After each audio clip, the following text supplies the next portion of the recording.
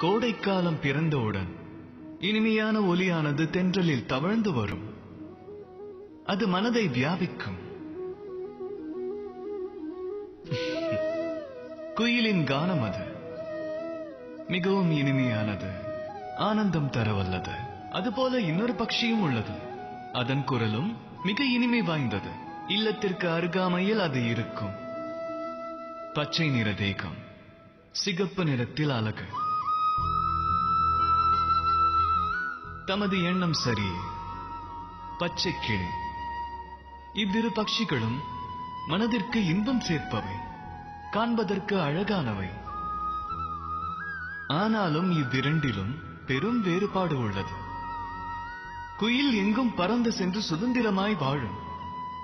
பச்சை கிளி பல இல்லங்களில் கூண்டிற்குள் அடைப்பட்டிருப்பதை தாம் காண இயலும். இதன் காரணம் என்ன? தாம் சிந்தித்ததுண்டா? காரணம், குயில் தன்னுடைய மொழியை ஒலிக்கின்றது. கிளியோ அடுத்தவரின் மொழியினை பிரதிபலிக்கின்றது.